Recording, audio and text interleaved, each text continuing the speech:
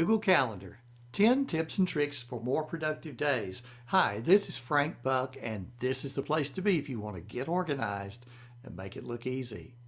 I use Google Calendar to keep me in the right place at the right time, and if you're watching this video, you probably also use this tool. But there's some capabilities that even experienced users miss. This video examines 10 Google Calendar tips that you can put to use right now. First, change views with keyboard shortcuts. Which view is best on Google Calendar?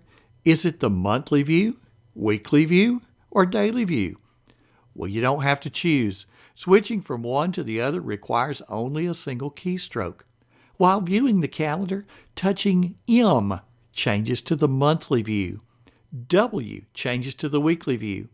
Pressing D displays the day. J and K move forward or back in whatever view you're in. Be sure that keyboard shortcuts have been turned on. In Google Calendar, click the cog in the upper right corner and choose Settings. Look for a checkbox that says Enable Keyboard Shortcuts. Our next one is to customize the day range. We just talked about being able to see a view of the week. As you plan, sometimes you need to focus on a wider or narrower time frame. You may need to see only 3 days at a glance. On the other hand, maybe you need to see 2 weeks at once. In the left-hand pane, you see a small monthly calendar. Click and drag to highlight any date range. Google Calendar will adjust to display that range. Next, Tame notifications. One of the nice things about a digital calendar is being able to get an audible reminder. Set those intentionally so that you're interrupted when you want to be. In the left-hand pane, you see various calendars created. Click the 3 dots beside any one of them to view the settings for that particular calendar. Among the settings is Event Notifications. The typical setting is 15 minutes. Change it as needed and add additional reminders. Perhaps you want to be reminded 30 minutes before every event and again 10 minutes prior to the start. Whatever is set becomes the default for that calendar. Within any calendar event, you can change the notification for just that one event. Perhaps you have an appointment that involves a 30-minute drive. You might want a notification 45 minutes ahead of the appointment as a reminder to begin the commute. Next, use calendar invitations instead of email. When we announce an event via email, each recipient must read the email, see that it announces an event, and then correctly add it to the calendar. That doesn't seem like a great deal, but there's an easier way. Simply put the event on your own calendar. What? How is putting it on your calendar going to alert anyone else? Well, look for the Add Guest field in the right-hand pane. Start entering the same email address for the people who need to attend. Each person still receives an email, but inside is an option to click yes or no as far as attending. Clicking yes automatically puts the event and all details on the person's calendar. Next, build meeting agenda and attachments into the calendar event. Every meeting needs an agenda, right? Perhaps you want participants to have certain documents during the meeting. The old-fashioned way is to send all of that piecemeal through multiple emails. The better way to do it is also the easiest way. If you organize the meeting, just go to that event on your own calendar. Add information in the details. Add attachments. What you add will also be reflected on the calendar of everyone else who has that meeting on their calendars. Next, use an auto-scheduler. Scheduling one-on-one meetings can be a nightmare when doing it through email or voicemail. You suggest times, but those aren't good for them. They suggest times, but those aren't good for you. It's like playing Battleship by email. Both of you are trying to hit a calendar you can't see. Well, I use a program called Calendly. The setup consists of allowing Calendly to view your Google Calendar. Calendly knows when you're busy and when you're free.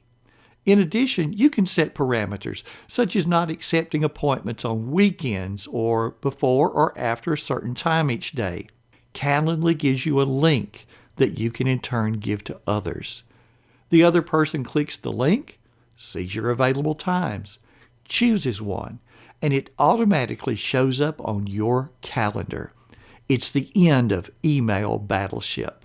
The next tip is to add events with your voice. This one is for all the times you need to add an event and all you have is your phone. Typing with 2 thumbs on a piece of glass is not nearly as easy as entry on a desktop computer. If you use an Android phone, just say, "Okay, Google, new event." Google Assistant asks questions about the event, the date, and when it starts. If you use an iPhone, you can add to Google Calendar with Siri. I have a link in the blog post that shows you how. Next is to have an FYI calendar. We all have events we won't necessarily attend, but yet those events might impact us. For example, if you live in a college town, traffic may be heavy on game day. While you're not attending the game, knowing about the event helps you plan.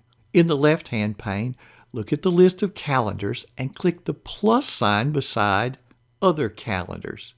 Create new calendars allows you to structure your own FYI calendar and choose a color for it. Next is Browse Calendars. While you're adding your FYI calendar, you also see an option to browse calendars of interest. You can add national holidays and/or religious holidays. Also add such things as calendars for a favorite sports team. Our next tip is to subscribe to a calendar. How many times have you seen a Google Calendar embedded in a website?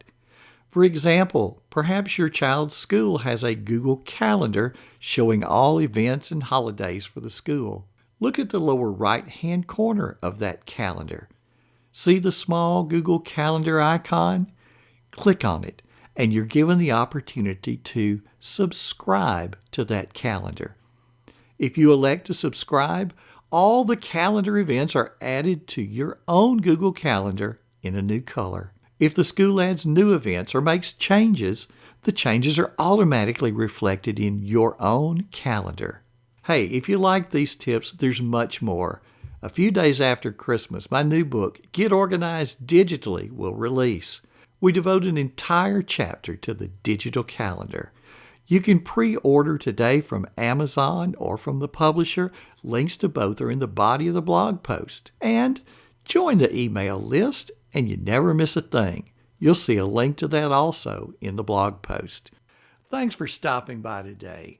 And if you like this video, take a look at these 2 videos right over here and consider subscribing to the channel for more videos. This has been Frank Buck, helping you get organized and make it look easy.